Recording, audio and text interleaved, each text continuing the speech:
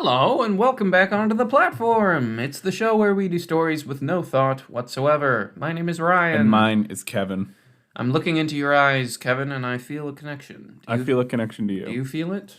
It's pretty early, but I feel a connection. Yeah, we're doing this one early. We are. It's another 2 early. 2 a.m. Well, it's not that early. It's 2 a.m. It's. I get a horrible thrill from lying to these people. Stop that. It's my job. Sends electricity down my spine. Let's keep You're right. Let's keep it above board. You do that a lot. When would you say does it stop being late and start being early? It stops being past midnight. It stops being late and it starts being early after you've awoken. Like before you went to bed, it's late.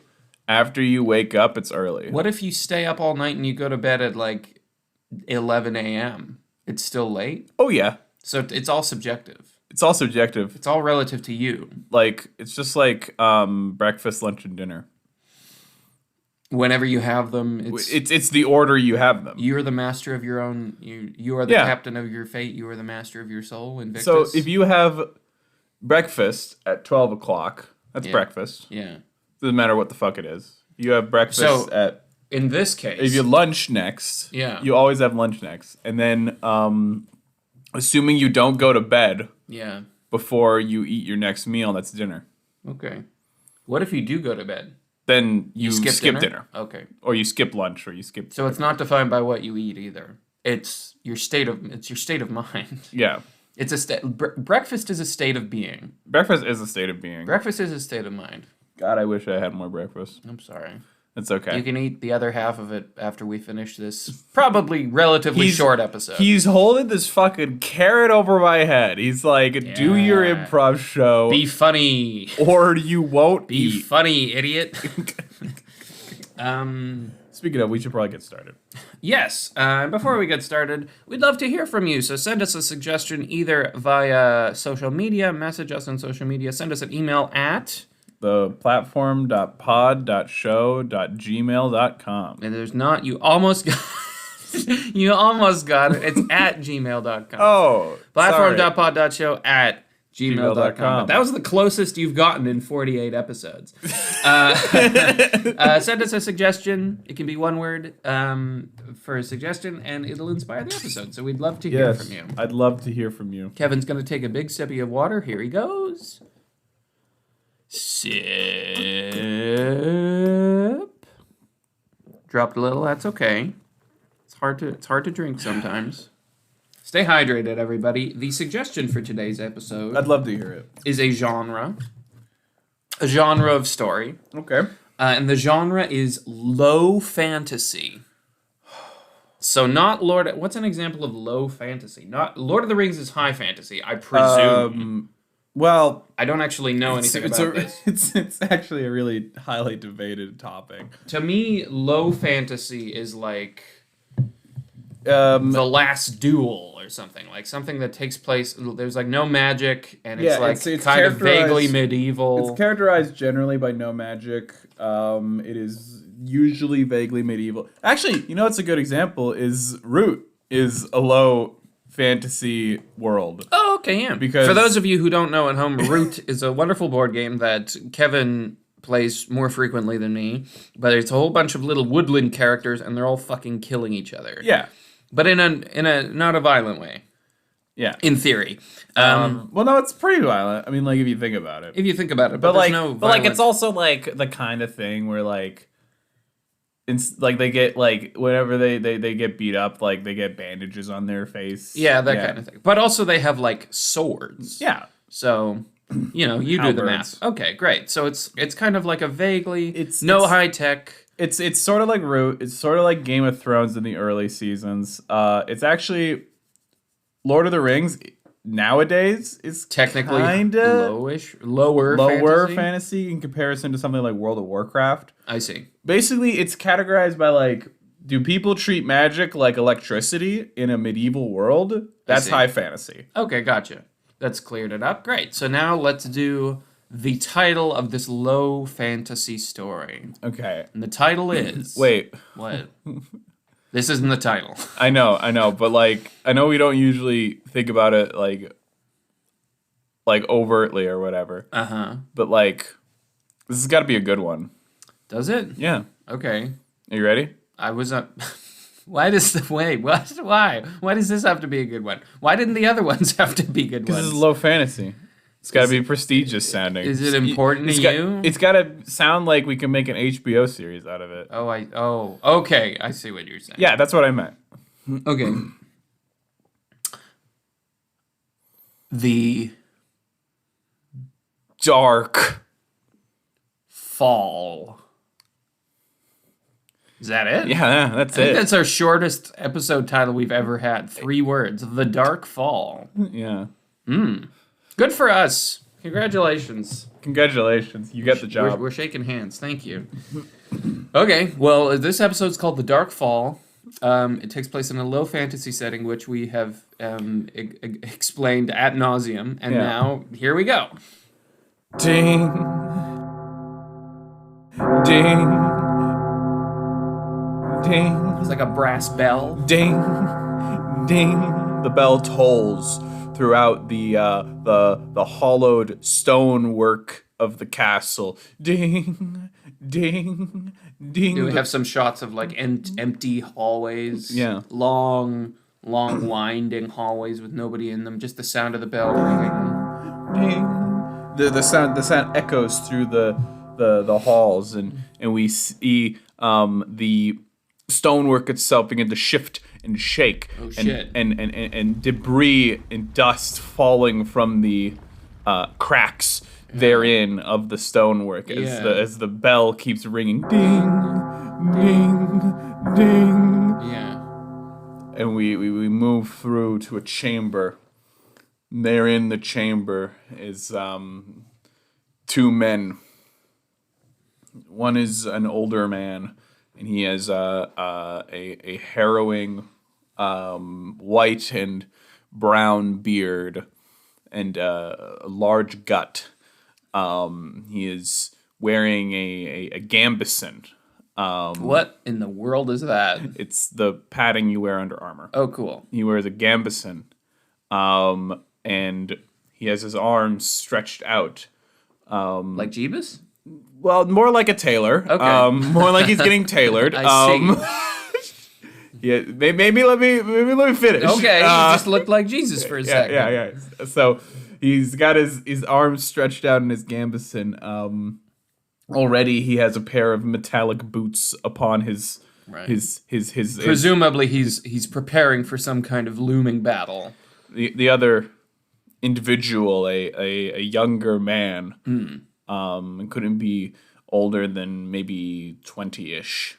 Gotcha. Is carefully grasping at a red dyed metallic chainmail. Right. And he is coiling up and getting ready to place upon the elder man. Yeah. The elder man speaks and he says, "Boy, do you hear the bell of war?" Yeah, the younger man doesn't say anything, he just nods. "Then quickly, I must battle. The people of Derek's Fall require my assistance."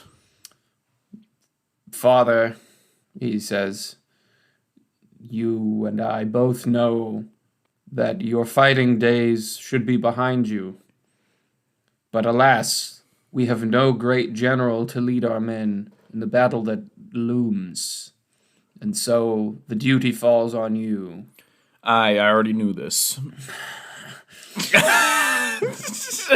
"I'm simply lamenting the fact, Father, that I am too young. I'm the young age of 20, which is definitely considered young in the time period where we exist. You're old enough to fight," he says. But if only you didn't suffer from a weakness of lung." Yes. He puts the chainmail on. Yes. "Now the breastplate, son." Iron Man, he mumbles to himself under his breath. Aye, that's what they used to call me, the Iron Man. King John, the Iron Man. For you slew so many dudes in your time, and no one ever made so much as a scratch on your skin. None who have sought me have bled me, so the tale says, but tales are thin like paper, and they are not true, my boy. And you are no longer thin like paper, Father. Many have wounded me. Many have. To the point I had to remove my finger. After a battle with a fearsome man, the Chimera of the West, the terrid, horrid Gasper, who I did fell in the end, but who mortally wounded me. Yes, Father, you did a great job, Father. Well, we've all heard... He puts the breastplate down. Listen, Father. The breastplate, hurry! Yes, I know, war looms, Father, but... When was the last time we had some one-on-one time, you and me? The Battle of War is sounding. I hardly think it's appropriate right now. The Battle of War is sounding, Father, but the troops have met. The troops have met, and they stand at the ready on the castle gates, ready to pour the oil and launch the debris. Now, I'm just asking you as your eldest son. Cuthbert. Yes, Father. This inquiry is ill-timed, considering the fact that death and destruction awaits me on the battlefield. You think I don't know this, Father? You think I haven't seen the very heart looked into the eye of war itself? You know why I've done this? Because you bring me to every fucking battle you fight all the time. And then you come home and you're like, pretty cool, right, son? No, it's not, Father. It's not. I don't like it. I forbid you from fighting. What? You cannot forbid me from fighting. I am your father. And I am your son. And I am the heir to the throne of this great land. Please. You cannot do that. I am both the king and your father. I'd have you executed. He picks up the breastplate. I'm not going to give it to you. It's mine now. This is ridiculous. It doesn't fit you. Father... You're skinny as a twig, and I am like a tree. It will hang around me like an iron curtain of protection. No, it won't. I will hang it in my room and think about the time I saved your life. It will hang you by the neck and force you down onto the ground. Father. You snipe weasel you. Father, perhaps you are right. Perhaps I am a snipe weasel. The bell tolls in the background. Rumbling can be heard. I can hear the battering rams. Yes, the battering rams have arrived, Father, but humor me. Before you head off to war. You are nothing but humor. Speak. Before you head off to war, when was the last time we shared a meal together? The orders of the kingdom require... significant time away from the table of dinner. You're not answering my question, Father. The older man runs his hands through his hair. Maybe a week ago. Longer. Try longer. I could have sworn it was a week ago. That was my brother. Cassinanon. Cassinanon and I meet... I tried to discuss war. Yeah, yes, I know. War. I've discussed war. I met with you before. When was the last time we met and didn't discuss war? What is there else to discuss? How are you doing? I ask you how you're doing. On the battlefield? You never ask me how I feel. I imply it is general. Not as a general, but it is general. Are you generals? Generals are present during the discussion, Father. What do you want from me? I want privacy, Father. I want you and I to chat like a father and son are meant to do. You are a prince of this land. The old man starts like chasing after him, and the younger man is like holding the breastplate away from him. You are a prince of this land, boy. Get off. No, if you wish privacy, you can have it. I wish for privacy with you, Father. I have acres of privacy of my own on our private estate in Londonshire. which in the country is far from the effects of this horrendous war. Derrick's Fall and the province of Londonshire may, in fact, be your home, but it is also my home, and I am its ruler, and first and foremost, I must devote myself to our people. You know what you're doing, Father. Don't you dare say I am deflecting. Not unlike this armor I hold in my very hand, you are deflecting the points which seek to pierce you. I'm going to smack you, boy. Don't. I'm going to smack you. Get off. The two of them, push each other a little bit. Stop. As the sound of clanking armor rushes through, and we see a man in a full suit of armor. My liege! They're upon us! Hurry! Yeah, he'll be there in 1 second. the man leaves. Yeah, so... Seems like things are pretty dire out there. Things are pretty dire, but this is what I'm saying, Father. You can't set aside 30 seconds to have a genuine conversation with your son. Look at me. I can... Look at me. Fine. Like a Severion in chess, I will concede. Let us have our conversation, Thank you, Father. Thank you. He, clank, puts the breastplate on the ground. So why don't you say something, then? You were the one making such... Okay, all right. Fair as it may be.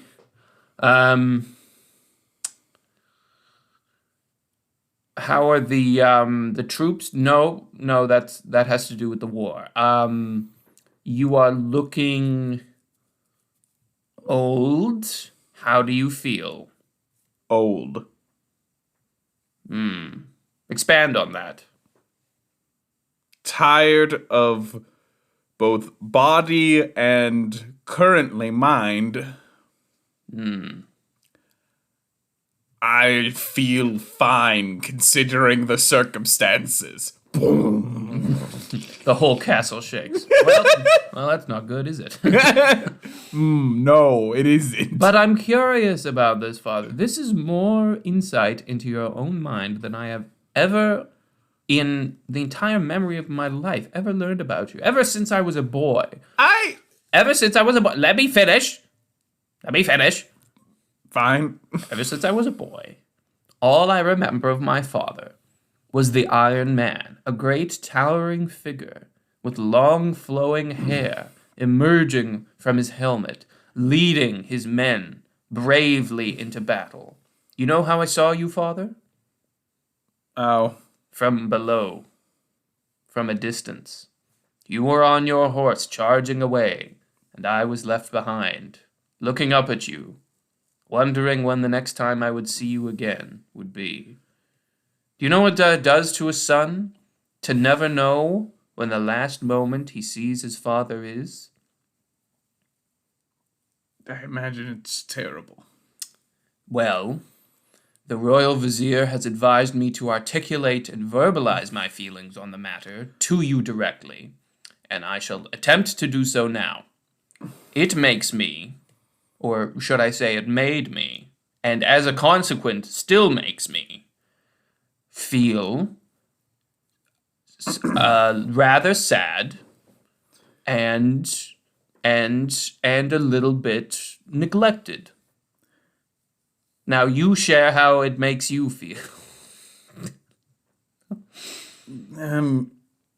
The king's tapping his foot, looking at the door. He's poor in the greatest sense. You are truncating. You are truncating, Father. When was the last time you got in touch with your own emotions? You're a man of war. I am in touch with my emotions. I call royal bullshit. You can't speak to me that way. I can. I'm your son and you're my father. Before my king, you are my father, and I may speak to my father however I may please. That is not how this works. It is. I have your armor. Without this, you shall be punctured. Punctured as my words seem to puncture you now. I can see you are affected by them. Boy. Yes, Father. I have talked, and so I shall let you do so. I am in touch with my emotions, boy. Spoken like a man who is not in touch with his emotions. You have spoken, and therefore you shall let me speak? Okay, fair enough. Fair play, Father. He sits on the floor. Fair play. By the gods above. They can hear like vague screaming in the background and like clashing of metal. I am in touch with my emotions, boy. The boy gives him a look like, for fuck's sakes! I didn't say anything. He's just looking at him like, I am in touch with my emotions, boy. I weep at the grave of your mother. I screech in the heat of battle, and I laugh rollically in the joys of the games that played at court. But the duties of a king, they do not allow for the often sought times of father and son, and for that I do apologize. But as monarchs, our duty is to our people. We do not have a choice in this matter, just as those below us do not have a choice as to what they may do with their lives. We are born into these systems, and we must live through them. why? Because that is how it has been. You are king. May you not change this? If you may not change this, who may? Nobody. The great dog? I just said nobody. Not even the great dog? Not even the great dog, may he rest in peace. He was a good dog. He was a great dog. That's why we named the river after him. The standard of our house, the great dog. The great dog. Who saved my great-grandfather. In a great way. I see a chuckle, Father. Yes. But do you see what I mean, Father? Perhaps I shall make more efforts to visit you in your scrying libraries, where you repeatedly copy the holy book. I do. Of the great dog. I do. And I shall make this effort once we have repelled the enemy at our gate. And as he says that, there's another big explosion, and they hear like, "Oh my god!" The Tarkinians, they are bloodthirsty, and I need to be out there. One last thing, Father, before I let you go. What? He stands up again. He's holding the breastplate. He goes up to him and puts his face close-ish to his, and he says, "Have you ever been proud of me?" I have always been proud of you. Do you mean it? Why would I lie? To leave this room? And to die? And have the last words I say be a lie? Maybe. To my fifth son? I don't know. I thought I was your first son. Nay, you're not my first. I'm your oldest son, but the other ones died. I'm aware they died! Sorry, I'm just explaining it in my own mind. Why would I let the last words I say to the eldest of my blood be a lie? I am not that man, and you know it. I'm not sure how much I do know about you, Father. But I feel that now, having had this conversation, I know a little bit more. And for that I thank you. Fine. Perhaps next time we should not wait until our relationship comes to a boiling point such that I'd prevent you from aiding your troops for all of 25 minutes. Yes! Maybe we shouldn't. We may have lost the war in this time. But I have faith. Give me the breastplate. Okay. Say you have faith. I have faith. Say it like you mean it. I have faith. One more time. I am not doing that. Okay. If you ask me to do that again, I will have you executed. Fair play, father. He hands him the breastplate, and the father puts it on and rushes to the gate, sword drawn. We see the son look off as he rushes to the gate. And he says, "Father, before you go." Does the father stop and turn around? He's stopping of his feet. "I love you. I love you," he says. Perhaps it would do us both good to say it more than before you leave for the battlefield." The father responds with nothing and rushes towards the battle. The sound of screaming and clashing in the background, and the son stands alone. For about a moment. Before, suddenly, a loud sound of footfalls and metal clamber through the same hall the father just left. And we see the father met by maybe 8 soldiers in shining armor, all covered in blood and dirt. And the father leans over and says, "Come, boy, we have lost this battle and we are retreating." Oh, shit. And then the boy runs out of the room down the hallway with his father. The top general is like, "Sir, if you had been there 20 minutes ago, before they brought the battering ram, perhaps we could have routed them." "Oh dear," the father says, "but it's all fine because I love my son." "And I love you too, father." And the general's like, "Shut up, both of you. This is so bad. We need to leave now." They escape through the escape route. Just as the castle crumbles to ruin behind them. And they hear the shouts, "Yo!" The father just looks at his son. The son looks back, Smiles and gives him a thumbs up. Yeah. Wait, before we end, and of course we see like the ending card, like the thing scrolling down. It's The like, credits? Yeah, the credits, and it's written by CBT. It's written by CBT Lecter. Yeah, CBT Lecter. Wait. You know, like George R.R. Martin, J.K. Rowling. CBT Lecter? Yeah, CBT Lecter. Which CBT? J.R.R. Tolkien. What does the CBT stand for? This is quite important. It stands for Charlie Bartum Terrence Lecter. CBT Lecter. Great. They shorten it to CBT Lecter because he's a fantasy author. Right. It's based off his works. Yeah. That was all you wanted to add? Yeah. Okay, great. Yay! Yay! Well, thanks for listening, everybody. What a low fantasy story that was. That was very low fantasy. There wasn't any magic or anything like that. Yeah, it was kind of fun. It was fun. It was very fun. We got the great dog in there.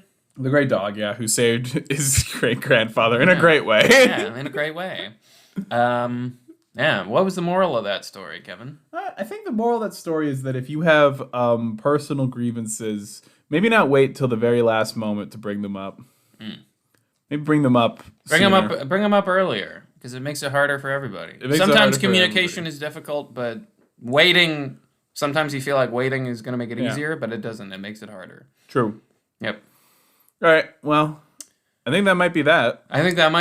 Thank you for listening, everybody. If you enjoyed it, you can leave us a review and recommend us to somebody you know, such as your mom. Yeah. Or your dad. I mean, you don't need to recommend me to your mom. No. Because I already got her number. God fucking damn. Oh! Let me out of here. Let me out of this cement cube I've trapped myself in with this horrible man.